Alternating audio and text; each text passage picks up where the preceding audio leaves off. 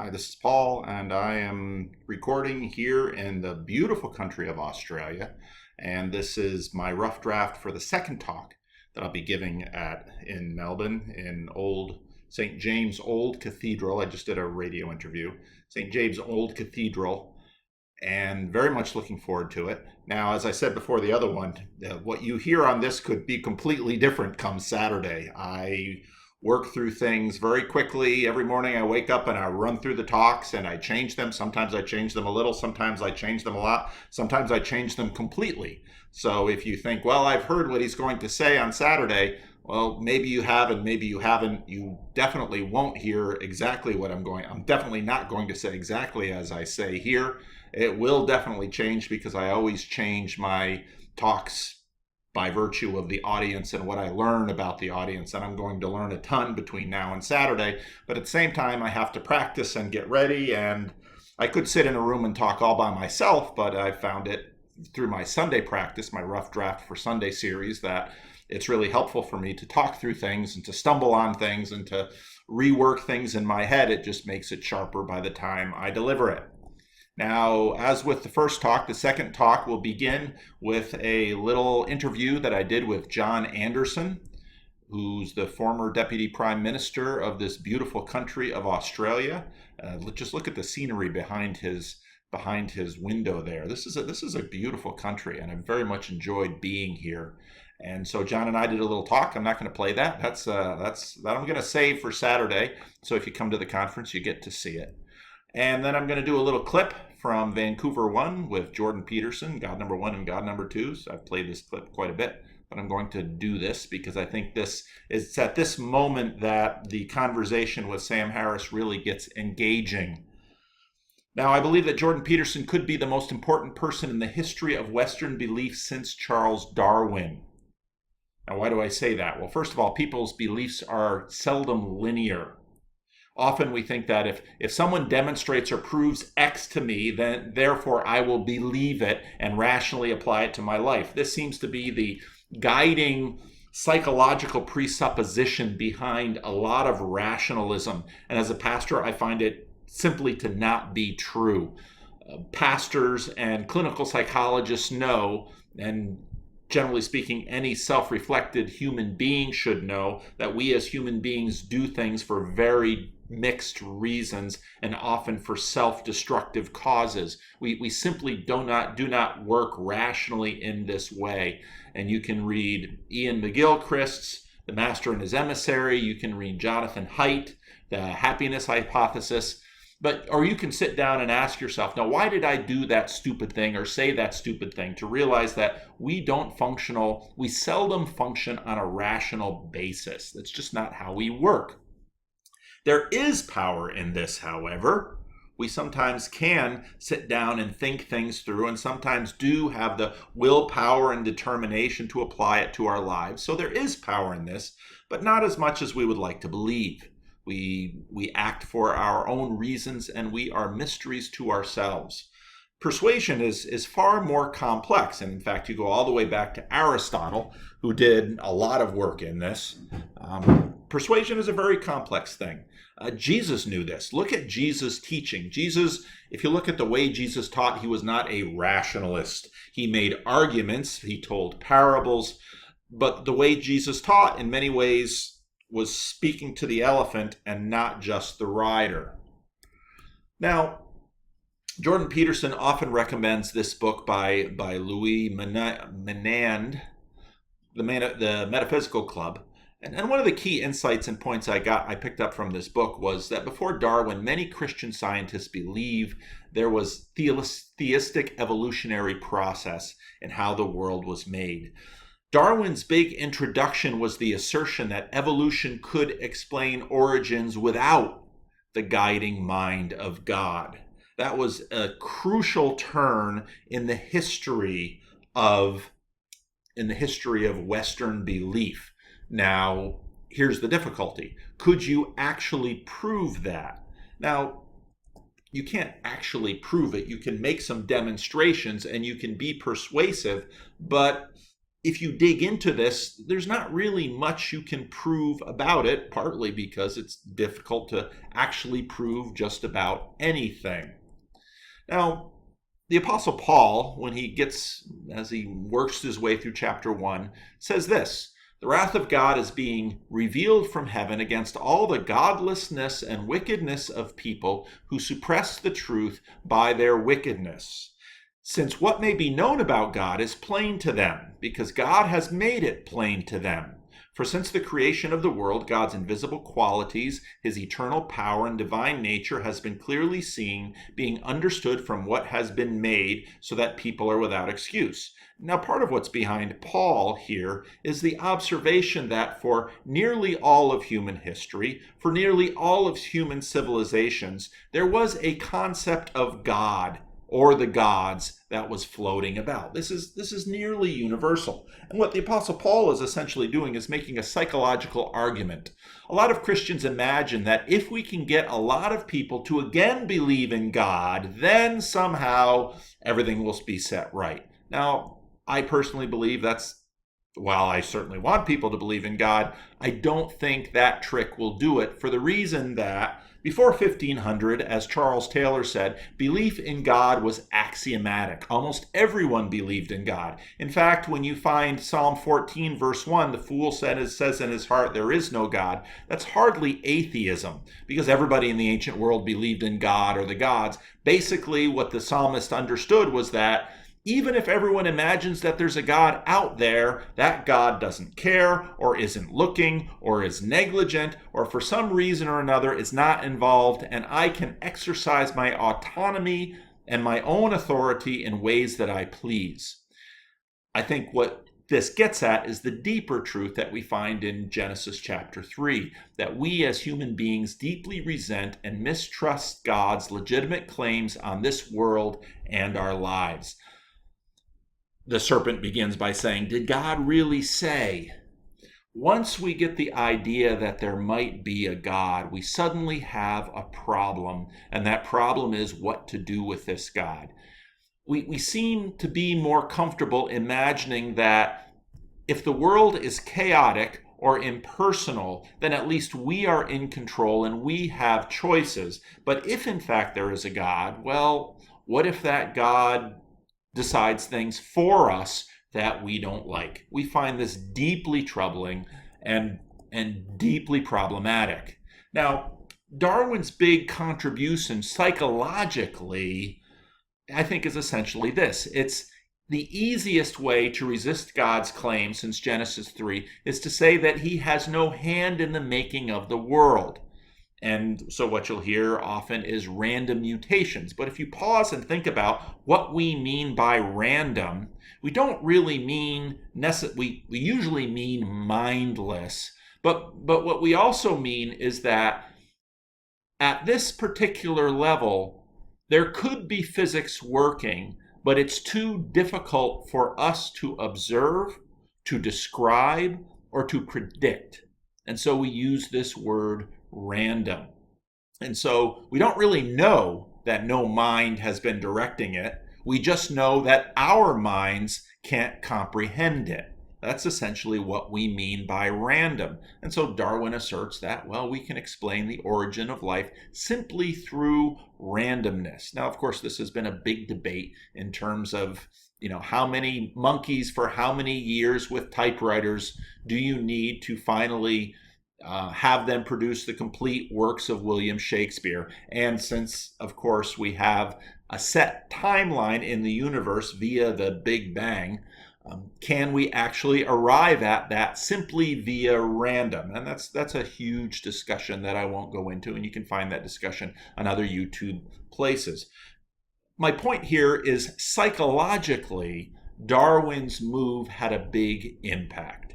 Now, Charles Taylor points out that this, in fact, did not come out of thin air, but was a further development of what Charles Taylor calls providential deism, that before there was no God, there was a distant God who made the world and left it alone and simply spun it out there. It's the clockmaker universe, and God is the clockmaker, and he wound up the world and spun it out there, and Now it's up to us. Now, when these ideas of providential deism were coming to the fore, God, in fact, was there, but he was benevolent and providential, and so that God, in fact, set up the universe and set up the world in a way that is benevolent to us. We get down to contemporary atheists, and you have no such promise, of course. Now, this is where Jordan Peterson and Sam Harris really get interesting. There's a YouTuber called Mouthy Buddha, who is not a Christian in any way that I can describe, but early on, I think it was in May 2018, he made quite a persuasive video that essentially said, is Sam Harris losing his audience to Jordan Peterson? And the answer he came up with was yes. See, Sam Harris sides with Jordan Peterson on many issues: the importance of science, the importance of free speech, membership in the IDW, but Sam is worried about Jordan Peterson, and that's where these conversations between Sam Harris and Jordan Peterson and either Brett Weinstein or Charles, I almost said Charles Murray. That isn't it. I can't think of his name right now. Esther's really going to kick me for that. But that's where those conversations came about, because many in the IDW are concerned because what Peterson seems to be is at least giving some sanction and giving some, if they're paying close enough attention, they'll realize that Sam Harris is losing his audience to Jordan Peterson because people have at least become a bit God curious. Now, Jordan Peterson asserts the idea of God is foundational to the psychological stability of liberal Western freedoms. And I played some of that God number one stuff. And I think some of you listened to that and probably listening to it for the first time probably thought, what is he talking about?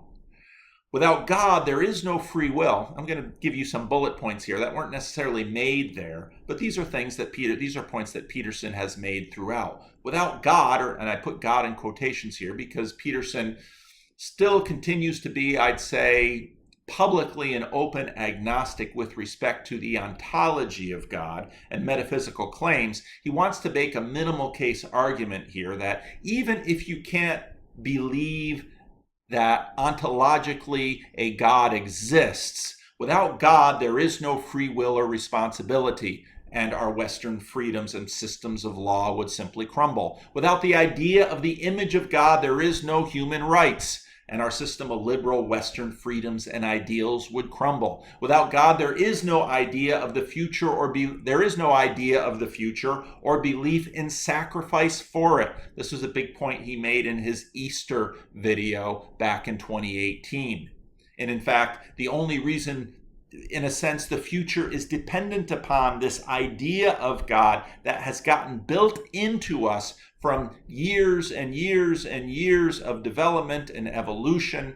All of this a priori framework that Peterson, over 4 two-hour-long conversations, tries to convince Sam Harris is not only deeply necessary for us as human beings, but has been proven again and again in terms of the history of philosophy. You cannot get to an ought from an is, and that this forum for action is necessary for us. The perspective of the world being a forum for action is necessary for us to at least make sense of this myriad of data and objects which the world is, but also our stable, liberal, Western freedoms are built on these things. Without God, and in fact in many cases Peterson would argue the God revealed in the Bible, Peterson's going to play around with that word revealed, or at least the God spoken of in the Bible, the God represented in the Bible. Without God, you don't get human reproductive hierarchies based on competence. And those of you who have listened to a lot of Jordan Peterson know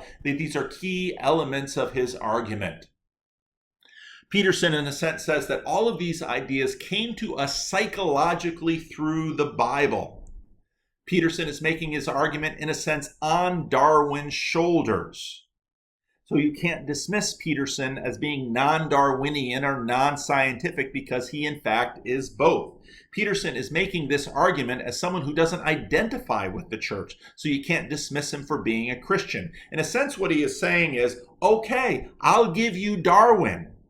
So maybe we'll say that random process could account for the world as is presented to us. But psychologically, we can't get the kinds of things we enjoy without at least the idea of God and the Bible representing a God in this way. These things are foundational for our Western system of government, for our Western society, for our Western freedoms, and all of the things that we have enjoyed now for at least 100 years.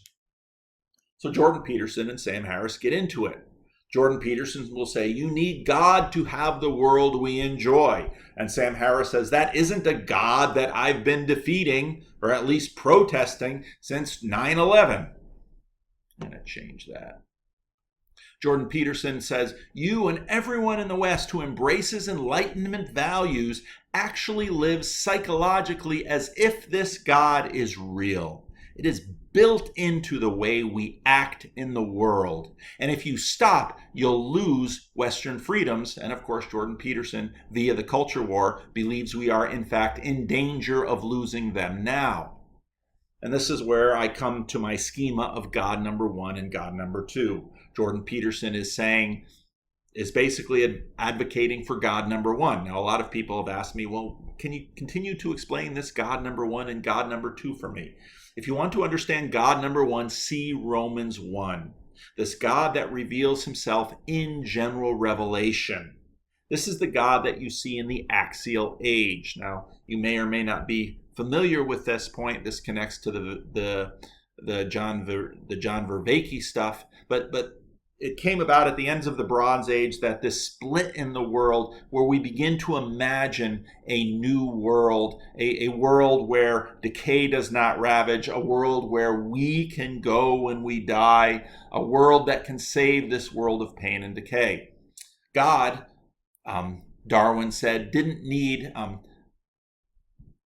So God number one, God said, Darwin, this is the God that Darwin said we didn't need for the material world. I should change that slide. This is the God Darwin said we didn't need for the material world.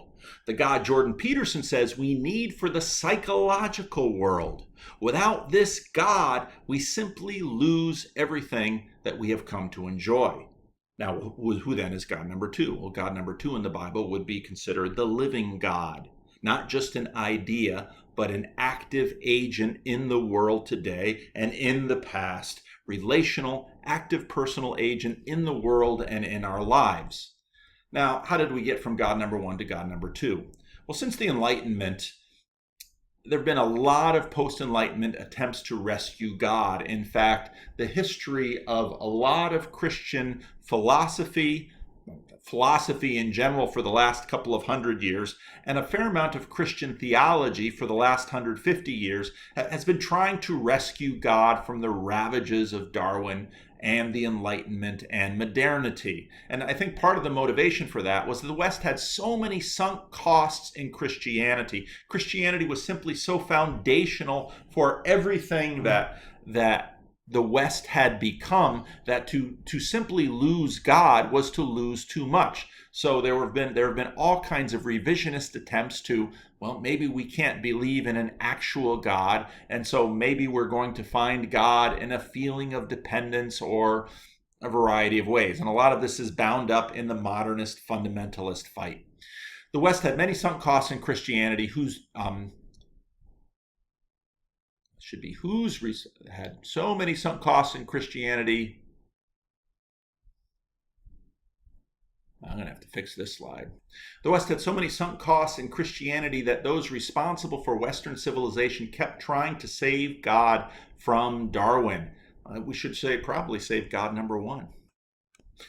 Third time, the West had so many sunk costs in Christianity that those responsible for Western civilization kept trying to save God number one from Darwin. We needed God number one for knowing how to behave psychologically, even after we thought we no longer needed him to explain origins or history. And that left us with another split world. You had the modernist compromise with, in a sense, God. The Bible is no longer an authority on history or science. The Bible continued to be an authority on moral behavior, how to act in the world. Modernism, however, suffered a fatal blow in World War I, but is kept alive so that God could help us fight the Cold War. Now, this changed in the 70s, 80s, and 90s. As God number one, in a sense, was retired, evangelicals pumped more and more interest in God number two. Evangelicals saved Christianity with God number two. And this is, in fact, the God that Sam Harris protests. Chuck Colson is probably the best illustration of this. He grew up in a mainline church, and he was a good soldier for Richard Nixon. Well, Richard Nixon wasn't anywhere near as loyal to Chuck Colson as Chuck Colson was to him.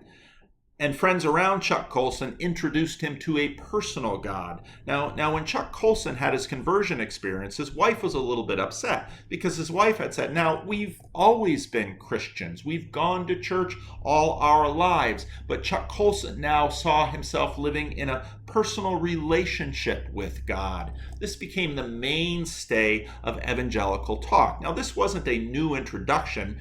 Christianity has always had God number one and God number two, and Christians, especially Christians who are not nominal, have long had a personal relationship with God. That wasn't a new element, but this became the central element in Christianity as God number one receded via Darwin.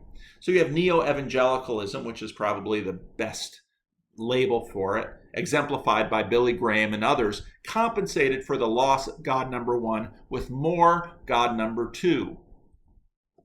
Now, in 9/11, the Cold War ended. Now, you might say, well, the Cold War ended with the fall of the Soviet Union and the destruction of the Berlin Wall, and in many ways it did, but sociologically, these things take a long time to process. 9/11 sort of became the turning point where we were no longer as concerned with godless communism, needing the Christian God to help differentiate us from our atheist adversaries. Now, suddenly, we were at war with violent Islamic terrorists.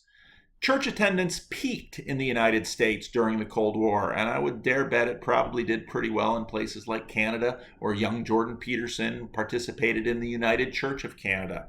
9/11 marks the anxiety shift from godless communism to religious fundamentalism, and it was really 9/11 that launched the new atheists with books like God is Not Good. And what you see here, whereas before, the Bible, many retired God number one as the source of our origins. Now suddenly we're ready to get rid of God number two as the source of our morality. The morality of the Bible is obsolete as its science, people would say, and we need a new rational morality. A little bit later on, we have the rise of critical theory. Jordan Peterson calls this postmodern neo-Marxism. And it's basically understood that the world is best understood as a struggle between groups, oppressors and oppressed. All organizing meta-narratives, religions, and worldviews are simply power plays by oppressors, except critical theory itself, which is, of course, a meta-narrative, and which many have argued, that's also a power play. But you can't live without a meta-narrative, so they embrace this one. And so all other narratives should be deconstructive. And it's our duty to liberate people from every kind of oppression everywhere. This subtly sneaks into the church, and this, in fact, replaces Christianity for some in the mainline church. Now, critical theory and religion. The Bible, like all meta-narratives, is written by oppressors, so the charge goes, like all accounts of history besides their own, and must be denounced and banished. See, Jordan Peterson and the IDW rise for the fight because what they realize is that in the end, science is lost. The objective world is lost. I should make that point. Jordan Peterson and the IDW rise for the fight. We lose governance for the physical, biological sciences. And that's why you see these modernist scientists, mostly atheists, lining up to say critical theory is a bad idea. Now, Jordan Peterson says, if we lose the Bible as our foundation, we'll lose everything we enjoy in the West. Now, that's quite different from Sam Harris, who says that the Bible is simply obsolete, ancient Iron Age technology and ought to be discarded. But what Jordan Peterson has done in a sense, by standing on Darwin's shoulders, is that God, number one, comes back into the picture as a necessary element of psychology. And this is why he reads the Bible psychologically. So God, number one, is, in a sense, new evangelism. Now, does this mean everybody's piecing this together? No, but our brains are piecing it together. And Jordan Peterson might not even quite understand this. In fact, often Jordan Peterson acts surprised when people come up to him and they say, "I've really sorted out my life." And Jordan Peterson's like, "Good. And now I'm going to church." And Peterson doesn't always seem to know quite what to make of that.